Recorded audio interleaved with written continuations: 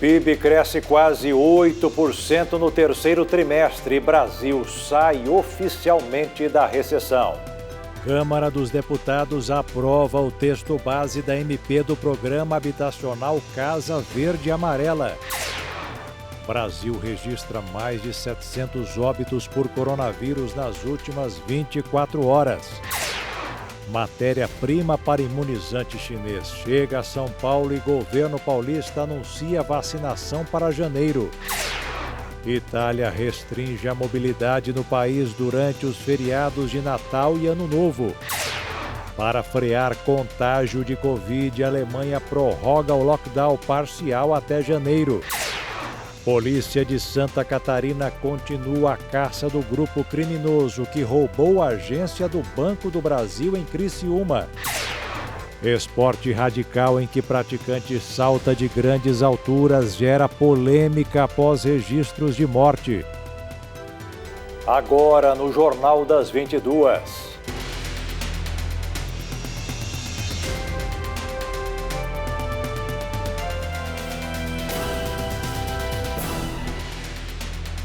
Olá, boa noite.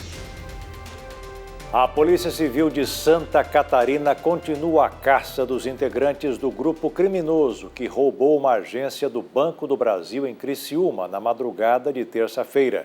Ao menos 5 suspeitos foram presos no interior do estado catarinense e no Rio Grande do Sul.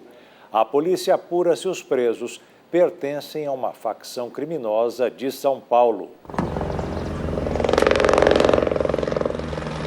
3 suspeitos foram localizados na cidade de Passo de Torres, município de Santa Catarina que faz divisa com Rio Grande do Sul. Os outros 2 estavam em Porto Alegre, capital gaúcha. Segundo a polícia, todos a princípio são do estado de São Paulo. Porém, os investigadores são cautelosos nesta afirmação, em virtude dos documentos que estavam de posse dos cidadãos terem indícios de falsificação. Após a abordagem policial, os suspeitos foram conduzidos para a delegacia de Araranguá, cidade localizada a 60 quilômetros ao sul de Criciúma. Com os suspeitos foram encontrados R$49 mil. A explicação é que esse dinheiro seria usado para a compra de um terreno. Porém, os detidos não conseguiram explicar a localização do suposto imóvel. Eles estavam em um veículo C4 branco, placas de Brasília, sem registro de furtos. As autoridades tomaram depoimento do quinteto durante todo o dia e confirmaram que todos têm passagem pela polícia. Durante a manhã desta quinta-feira, as guarnições do BOPE localizaram uma residência onde supostamente os criminosos se abrigaram durante o período de transição da fuga. O imóvel está localizado na cidade gaúcha de Morrinhos do Sul. No local foram encontradas roupas sujas de sangue, celulares, munições, um acionador de explosivos e latas de spray de tinta preta, provavelmente utilizadas para a pintura dos veículos usados na ação criminosa. Um furgão foi apreendido e um homem foi preso. À polícia, o cidadão informou que recebeu R$5 mil para apagar todos os vestígios deixados no local. A Polícia Civil catarinense informou há pouco que prendeu mais 2 suspeitos no município de Gramado, na Serra do Rio Grande do Sul. No total, desde terça-feira, 9 suspeitos já foram detidos. E o Instituto Brasileiro de Geografia e Estatística divulgou hoje o resultado do Produto Interno Bruto do país referente ao terceiro trimestre do ano. O resultado aponta crescimento de 7,7% na comparação com o trimestre anterior. Um resultado que demonstra a retomada da economia mesmo diante da crise provocada pela pandemia. A soma de todas as riquezas do país aumentou em 7,7% no terceiro trimestre de 2020 na comparação com o trimestre anterior. No acumulado de janeiro a setembro, no entanto, a queda foi de 5%. Mesmo assim, um resultado tido como positivo. Segundo o IBGE, que divulgou os dados nesta quinta-feira, com este resultado, a economia do país está no mesmo patamar que estava em 2017. Em linhas gerais, os dados do terceiro trimestre mostram uma melhora no ritmo da atividade econômica brasileira. ainda de queda de 5%, mas um resultado já melhor do que a queda acumulada no trimestre anterior, que era de 5,6%. Essa recuperação da economia nesse trimestre indica uma tendência que já vem sendo observada desde o final das medidas de isolamento. E isso é salutar, porém é totalmente insuficiente para o volume de desempregados, para o volume de danos que a pandemia e que a crise pré-pandemia causou para a economia brasileira. Se por um lado a notícia de crescimento é boa, por outro ela tem que ser observada com cautela. Primeiro porque o crescimento ele não foi homogêneo nem entre os diferentes lugares do Brasil e nem entre os diferentes setores. Setores como, por exemplo, hotelaria e turismo ainda estão sofrendo bastante com os efeitos da crise. O setor da indústria foi responsável pelo maior crescimento do período, 14,8%. Destaque para a indústria da transformação, que sozinha expandiu 23,7%. A indústria já voltou ao patamar que estava antes da crise. Obviamente não é uma recuperação homogênea. Você tem setores de bens de consumo duráveis, um destaque automóveis, confecções, vestuário, calçados, que ainda não recuperou o que perdeu com a crise e continua com um volume de produção abaixo do que estava em 2019. Mas a gente tem produtos de bens de consumo não duráveis, principalmente na parte de alimentos, material de limpeza, perfumaria, que já está até com nível de produção, na média, em 2020, já superior ao que estava em 2019. São setores que foram menos atingidos pela crise, até porque são bens que você precisa estar comprando periodicamente, seja no dia a dia, e bens de primeira necessidade. O agronegócio, que não parou mesmo durante os meses mais intensos de isolamento e lockdown, registrou pequena queda no trimestre, mas teve bom resultado no acumulado do ano, uma expansão de 2,4%.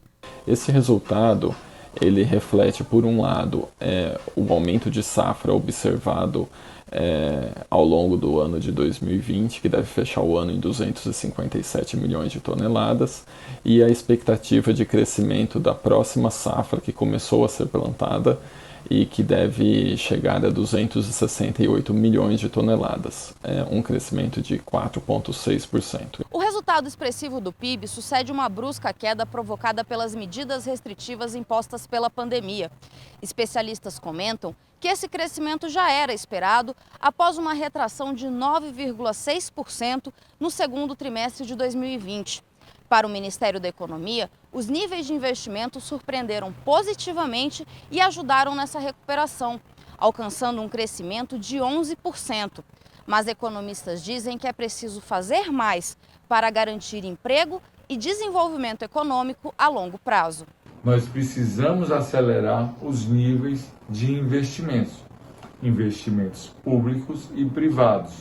Com investimentos públicos, nós temos um grande gargalo, que é a questão fiscal, que ela precisa ser resolvida através de uma reestruturação de passivos e através de parcerias públicas e privadas.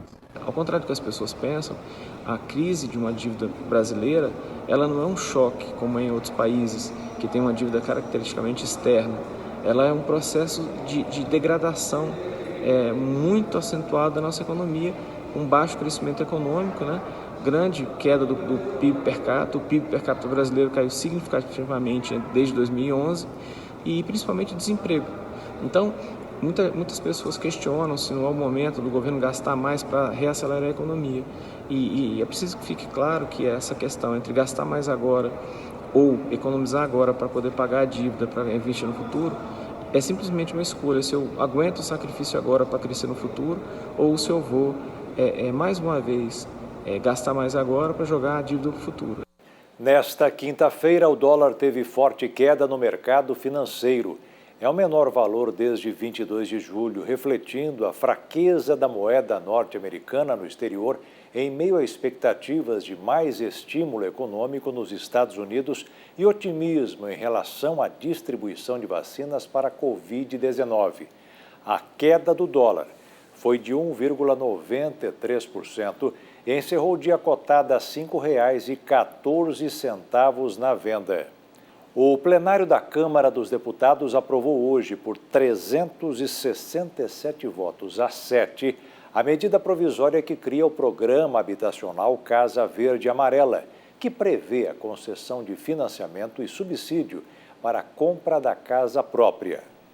Por mais de 6 horas, a oposição tentou adiar a votação, sob a alegação de que, com o novo programa, seria extinto o financiamento para famílias com renda de até R$ 1.800 mensais. Além disso, cobrou limites para o comprometimento da renda dos beneficiários com futuras prestações. O relator da matéria, o deputado Isnaldo Bulhões Júnior, do MDB de Alagoas, promoveu uma série de alterações na versão apresentada pelo Poder Executivo, acatando ainda parte de 2 emendas apresentadas em plenário para especificar quais financiamentos serão incluídos no Cadastro Nacional de Mutuários e objeto de restrições a subsídios. A MP prevê a concessão de financiamento e subsídio para a compra da casa própria. Lançado pelo governo Bolsonaro, o programa Casa Verde e Amarela vai ocupar o espaço do Minha Casa Minha Vida, criado em 2009 no governo Lula e cujos contratos continuarão válidos. O Casa Verde e Amarela vai beneficiar famílias em áreas urbanas com renda mensal de até R$ 7.000. Nas áreas rurais, aquelas com renda anual de até R$ 84.000. Regularização fundiária, locação ou reformas não previstas no Minha Casa Minha Vida poderão ser financiadas. A medida provisória perde a vigência no dia 2 de fevereiro de 2021. O valor da cesta básica manteve-se estável em Dourados, Mato Grosso do Sul. Mas a variação de preços de um estabelecimento para o outro continua grande. Acompanhe na reportagem.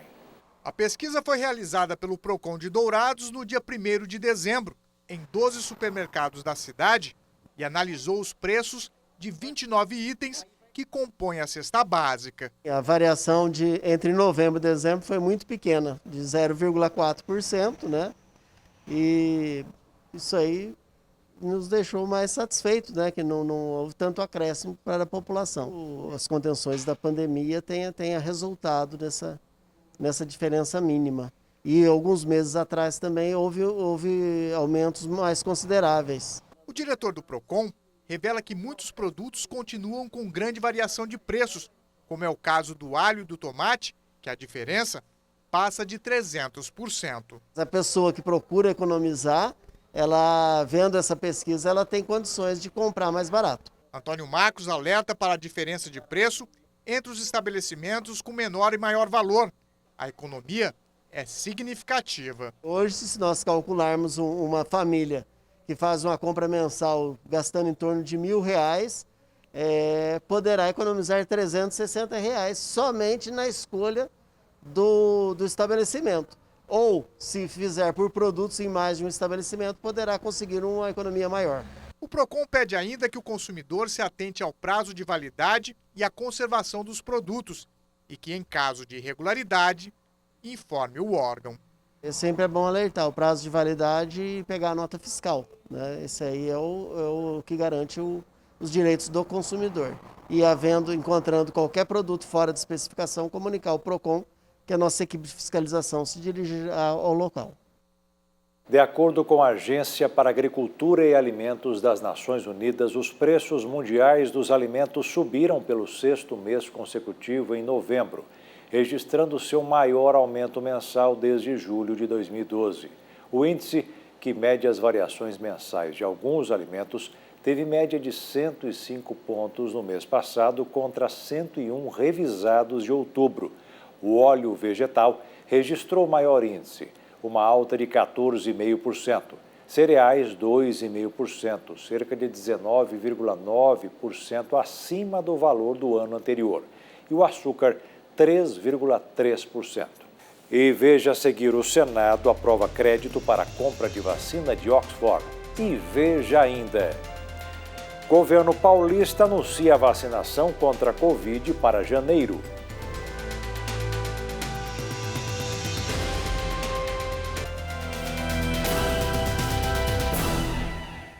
O Senado aprovou hoje a medida provisória que viabiliza recursos para a produção da vacina contra a Covid-19.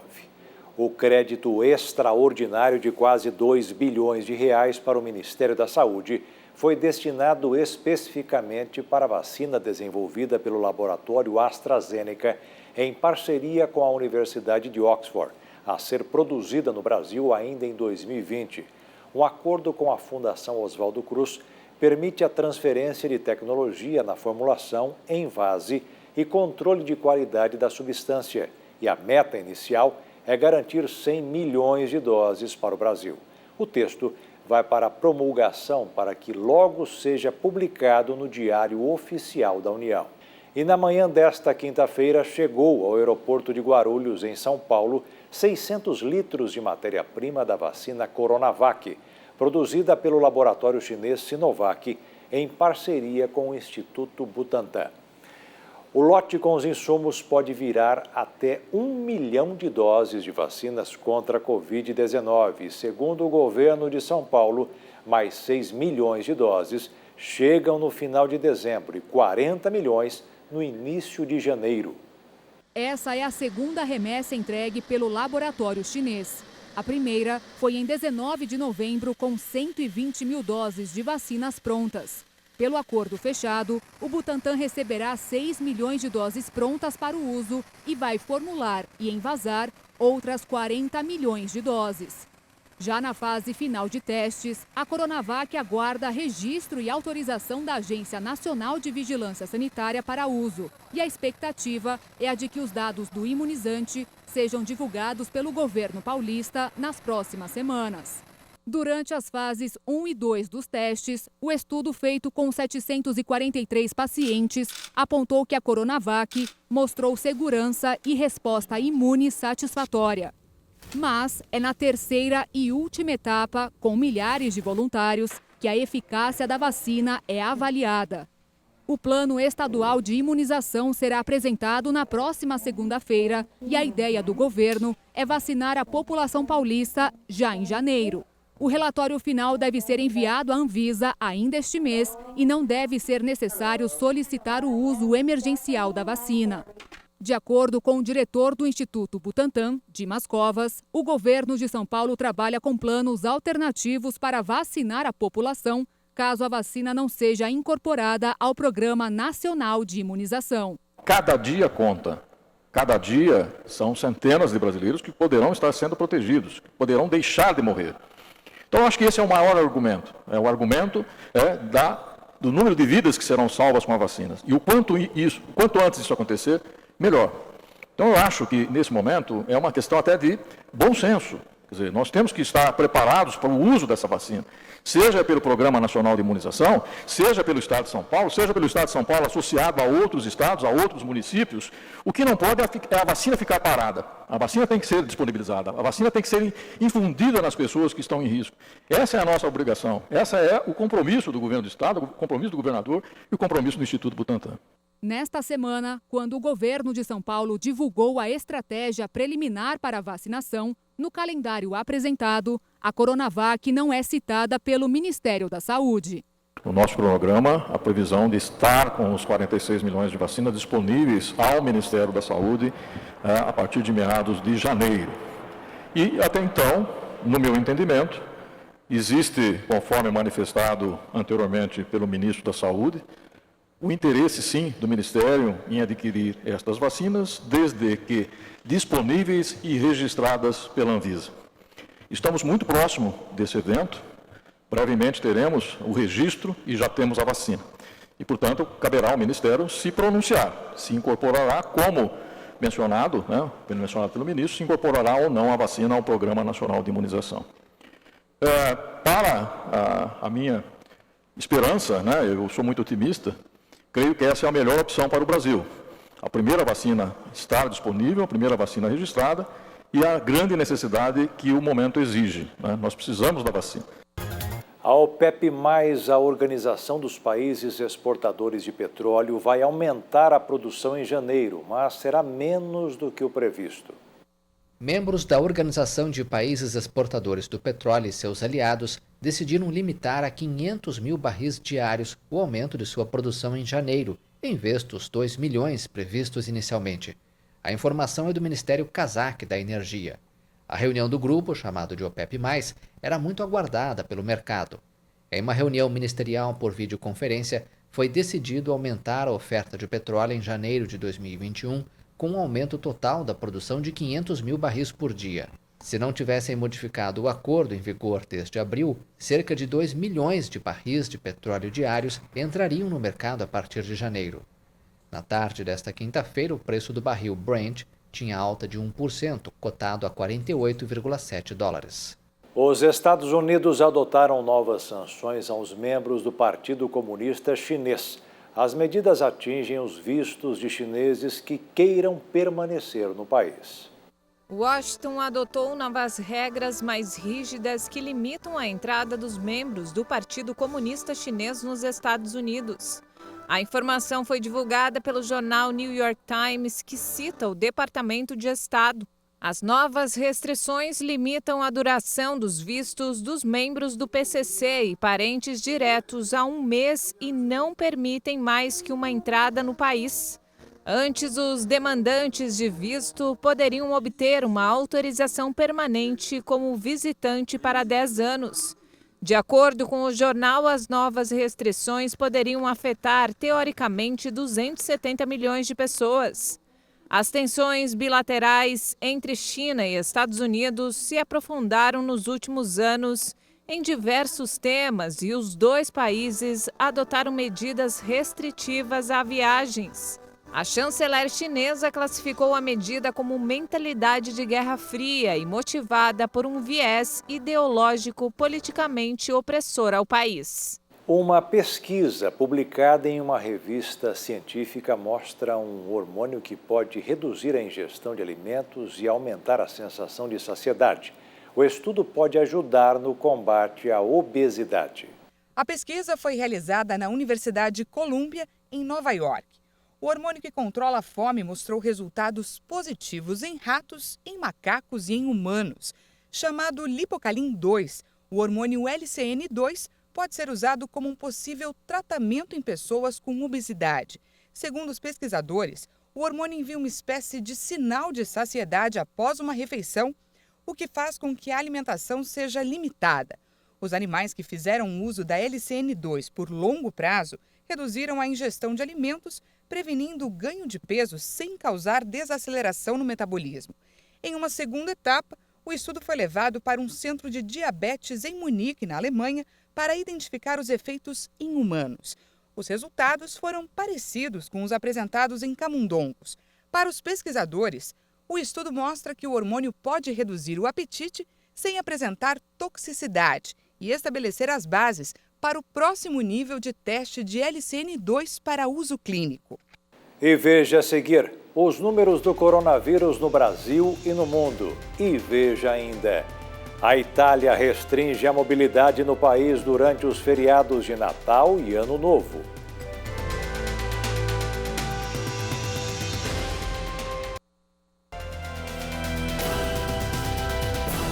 O governo italiano sancionou nesta quinta-feira um decreto-lei que restringe a mobilidade no país durante os feriados de Natal e Ano Novo, como parte das medidas para combater a propagação da Covid-19. De 21 de dezembro a 6 de janeiro, é proibido se deslocar de uma região para outra, exceto por motivos de saúde ou de trabalho. A Itália está dividida em 20 regiões classificadas por cor, de acordo com 3 níveis de risco de contágio: alto, intermediário e moderado. Viajar para regiões com uma situação epidemiológica grave, classificada em vermelho, não será permitido. Deslocamentos para fora do próprio município vão estar proibidos nos dias 25 e 26 de dezembro e 1º de janeiro, exceto por motivos de saúde e trabalho. Primeiro país a ser afetado pela Covid-19 na Europa, a Itália registrou até agora mais de 57 mil mortes. O governo teme uma terceira onda depois das férias se rígidas medidas não forem adotadas. Estudo inédito realizado sobre a mudança de treinadores em times de futebol nas principais ligas do mundo apontou o Brasil como líder no quesito. Entre 2013 e 2018, foram 594 trocas de técnicos na elite do Campeonato Brasileiro, uma média de 37 mudanças por temporada, contando os profissionais interinos. São, em média, quase 10 trocas a mais do que ocorre na primeira e na segunda divisões da Espanha, que, somadas, aparecem em segundo no ranking. Nos últimos 2 meses, 3 pessoas morreram no Brasil ao praticar o rope jump, também conhecido como pêndulo humano. É uma modalidade de esporte radical em que uma pessoa salta de grandes alturas, como prédios e pontes, amarrada em uma corda. Os instrutores garantem que o esporte é seguro, mas fazem uma denúncia. Por causa da falta de regulamentação para a prática da modalidade, pessoas despreparadas estão fazendo um comércio de saltos e colocando vidas em risco. São 34 metros de altura e um salto de apenas 4 segundos, tempo que pode parecer uma eternidade.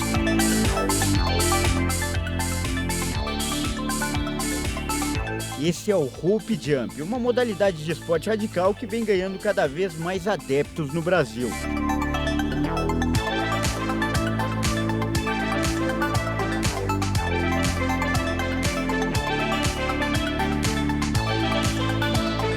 Pessoas com espírito aventureiro, como a Gabriela. Ela já saltou de prédio, e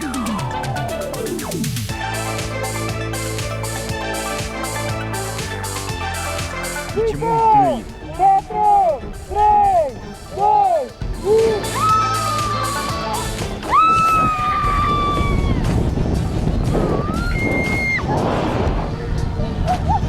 1. Um dos motivos do sucesso é que pode ser praticado em vários lugares, como prédios abandonados, pontes,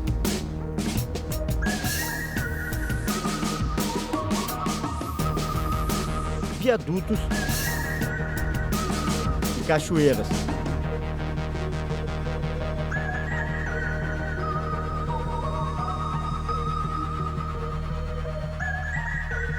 Tem um vão livre para a gente fazer o salto, né? Sem preocupação de pegar em extremidade alguma. Então seria tipo um bungee jump, mas não é um bungee jump, ele é um rope jump. Seria conhecido como pêndulo humano. Mas no último fim de semana a aventura virou tragédia.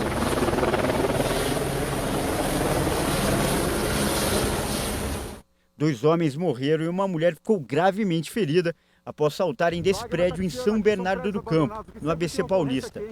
Essas imagens foram gravadas logo depois do acidente e mostram a mobilização para o resgate das vítimas. A polícia investiga as causas do acidente. Essa não foi a única tragédia envolvendo rope jump. Em outubro, o empresário Adam Esteves, de 25 anos, morreu ao saltar de uma ponte de 100 metros de altura em Minas Gerais. O rope jump começou no Brasil em 2015 e em quase 5 anos nenhum acidente fatal havia sido registrado. Mas nos últimos 2 meses, 3 pessoas morreram. Instrutores ouvidos por nossa reportagem afirmam que o sucesso do esporte no Brasil acabou atraindo pessoas despreparadas, sem o treino necessário. E algumas equipes passaram a vender saltos e colocar vidas em risco. A denúncia foi feita pelo Marco Jota, que é um dos pioneiros do rope jump no Brasil. A equipe dele já realizou mais de 20 mil saltos, sem nenhum acidente grave. E ele diz que a falta de regulamentação para a prática da modalidade é o grande problema. Eles acham que é simplesmente amarrar uma corda, amarrar na outra e se jogar e que está tranquilo.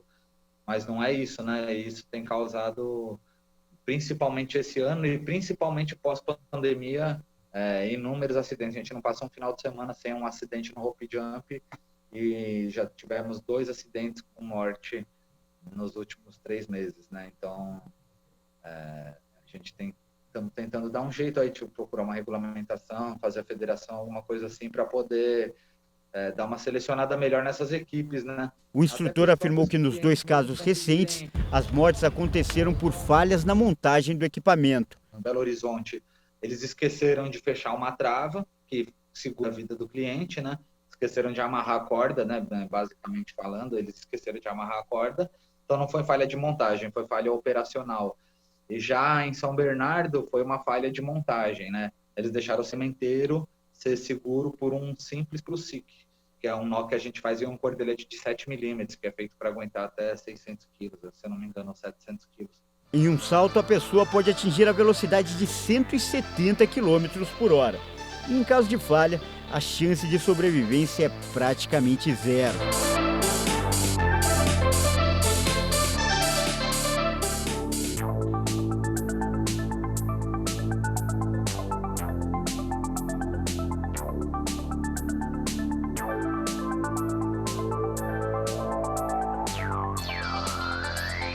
O ciclone Burevi chegou ao Sri Lanka com ventos de até 100 km por hora, mas causou poucos danos. De acordo com as autoridades, o fenômeno se dirige para o sul da Índia. E na Tailândia, uma inundação afetou 500 mil de pessoas no sul do país e cerca de 150 mil hectares de terras agrícolas ficaram debaixo d'água. Inundações devastadoras na Tailândia. Autoridades informaram nesta quinta-feira que as enchentes afetaram 500 mil de pessoas no sul do país. Pelo menos quase 150 mil hectares de terras agrícolas ficaram submersas. O governador de uma das regiões atingidas disse que a situação é a pior em meio século. As fortes chuvas começaram há uma semana e a previsão é de que continue durante os próximos dias. No Sri Lanka, o ciclone Burevi provocou fortes chuvas e ventos de até 100 km por hora, mas causou menos dano do que o esperado. Milhares de pessoas que vivem ao longo da costa do país tiveram que procurar abrigo. O fenômeno se dirige agora para o sul da Índia. Este é o segundo ciclone em uma semana no Golfo de Bengala. E você vai ver daqui a pouco informações importantes na live do missionário R.R. Soares. E vai ver ainda. Vamos conhecer a síndrome do sotaque estrangeiro que só afetou 12 brasileiros até hoje.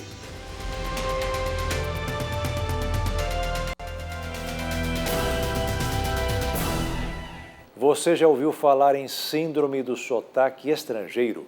É uma condição médica rara até, que até hoje só afetou 12 brasileiros.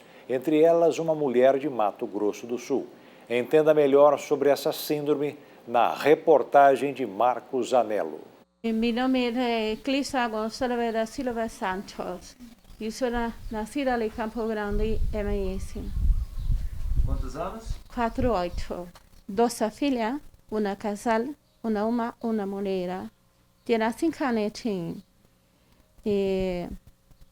Sou casada, né? É difícil entender, né? Com muito sotaque espanhol, Dona Cleusa disse que tem 48 anos, 2 filhos, 5 netos e é casada. Ouça novamente. Quantos anos? 48. 2 filhas, uma casal, uma mulher. Tenho 5 netinhos. Sou casada, né? Tudo começou há 4 anos depois que a Dona Cleusa ficou 3 meses rouca. E depois da rouquidão, ela não voltou a falar com sotaque espanhol. Ela falava em inglês. A filha da Dona Cleusa ficou assustada na época em que a mãe começou a falar em inglês sem nunca ter estudado a língua. Eu fiquei sem reação, porque quando meu pai me ligou e falou: sua mãe tá falando meio estranho, vem aqui, que eu cheguei aqui, que eu falei com ela, eu achei que...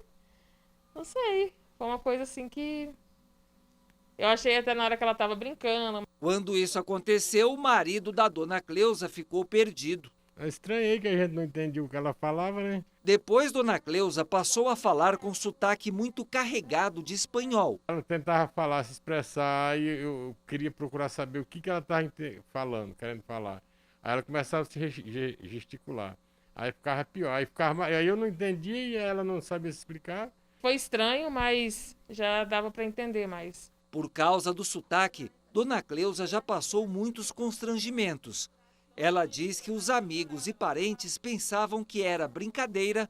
Funcionários de um posto de saúde já até recusaram atendimento porque não acreditaram que Dona Cleusa é nascida e criada em Mato Grosso do Sul. Achavam que ela era estrangeira. No começo, os médicos em Campo Grande ficaram perdidos.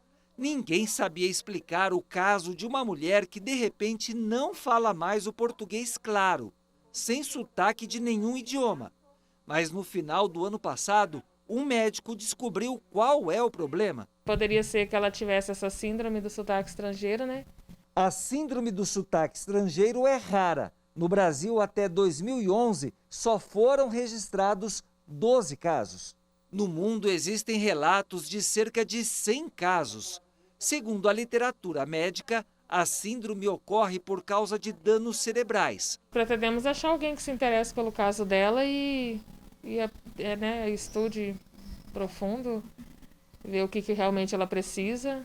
Solucionar esse problema, né? Quem sabe ela voltar a ter um pouquinho de felicidade. Por causa do sotaque, a dona Cleusa não sai mais de casa. Evita conversar com parentes e amigos. A vida social dela simplesmente acabou.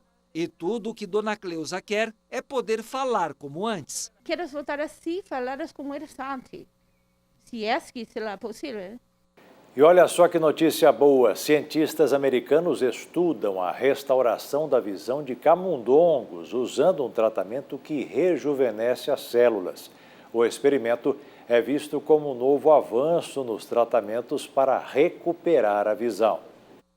Quando a idade chega, aparecem os problemas de visão, mas a ciência pode estar perto de começar a resolver esse problema. Cientistas disseram nesta quarta-feira que restauraram a visão de camundongos. Eles usaram um tratamento que rejuvenesce as células. Esse procedimento pode um dia levar ao tratamento do glaucoma e de outras doenças relacionadas à idade. O professor de genética da Harvard Medical School, David Sinclair, disse que espera tratar o glaucoma em pacientes humanos em 2 anos. O tratamento é baseado nas propriedades das células quando o corpo está se desenvolvendo como embrião. As chamadas células-tronco, pluripotentes, são criadas pela injeção de um coquetel de proteínas que ajuda a reprogramá-las. Eles reprogramaram o coquetel, chamado OSK, e injetaram nos olhos de camundongos com lesões no nervo óptico. Em pouco tempo, observaram uma duplicação no número de células ganglionares da retina sobrevivente e um aumento em 5 vezes na restauração do nervo. Com indícios de que o OSK pode reverter danos causados por ferimentos, a equipe agora está trabalhando com camundongos na possibilidade de reverter danos causados por doenças, especificamente o glaucoma, que é a principal causa de cegueira em humanos. E chegou o momento de fé e esperança na live do missionário R.R. Soares. A palavra de hoje está no livro de Colossenses, capítulo 1, versículo 13. Acompanhe o ensinamento deste versículo com o missionário Soares. Ele nos tirou da potestade das trevas. Já aconteceu, já falei com isso aqui, um dia desses falei sobre isso aqui. Tirou de lá. Nós estávamos debaixo, vou dizer que esse copo aqui estava o poder das trevas sobre a gente. Ele foi e nos tirou dali. O poder das trevas ficou ali igual bobo, ele tirou e não pôs a gente no lugar onde ele pode voltar a nos cobrir, não. O cristão que aceitou Jesus como Salvador, ele não tem mais nada que temer na vida, porque por mais que o inimigo tente, não vai fazê-lo sofrer mais. Ele foi tirado. O Senhor Deus arrancou ele dali e transportou para o reino de Jesus. O cristão está no reino de nosso Senhor e Salvador Jesus. É o reino do Filho do seu amor. É ali que nós estamos. O missionário também fala deste trecho. Em Jesus temos a redenção pelo seu sangue, a saber, a remissão dos pecados. Não tem coisa mais linda do que a gente ter a certeza que fomos remidos dos pecados. Pagou-se um preço, então, para que nós fôssemos remidos, que não foi preço de real, que é muito fraco, né? Nem do dólar, nem do euro, nem da libra esterlina da Inglaterra, que é uma das moedas mais fortes do mundo. Mas não foi nada disso. Foi com o precioso sangue de nosso Senhor e Salvador Jesus Cristo. Esse preço vai ficar por toda a eternidade. Do dia que você resolveu dar ouvidos à voz de Deus, atender o que ela fala ao seu coração e começou a fazer a vontade de Deus, acabou-se o poder do inimigo na sua vida e você pode descansar seguro. E vamos à pergunta para o missionário responder. Como fazer para vencer o desânimo? O desânimo é falta de ânimo, né? Se é desânimo, não tem nada de ânimo nessa pessoa, é colocar ânimo. Como é que eu coloco ânimo? Lendo a Bíblia Sagrada e acreditando que tudo que ela fala aqui tem um endereço na sua pessoa. Qualquer promessa pertence a você. E principalmente quando você está lendo, ela parece que salta aos seus olhos. Aí você olha assim, mas meu Deus, isso aqui é para mim. Então aí você vai pondo e o desânimo vai embora. Essa é questão de horas e de dias. Você vai ser uma pessoa positiva, uma pessoa muito animada e graças a Deus por isso. Na mensagem final da live de hoje, o missionário Soares fala sobre a redenção. Todo mundo que eu já tirei no meu ministério, de debaixo do poder das trevas, por causa de Jesus, porque aceitou Jesus, porque quis Jesus, essa pessoa tem em Jesus a redenção. Ele agora é um filho de Deus, essa pessoa é uma filha de Deus. Ela pode dizer a qualquer mal agora, não tem mais direito de tocar em mim e não vai tocar, que Jesus me deu a vitória. Em quem temos a redenção pelo seu sangue. Que olha que coisa séria, a redenção não foi com prata, nem ouro, nem com pedras preciosas, nem com dinheiro desse mundo, mas foi pelo precioso sangue de Jesus. Isso significa que eternamente nós já estamos livres do poder do diabo. É só perseverar na fé que você vai ser salvo para a glória de Deus. E o Jornal das 22 termina aqui. Uma boa noite para você e até amanhã. Fique na paz. Tchau.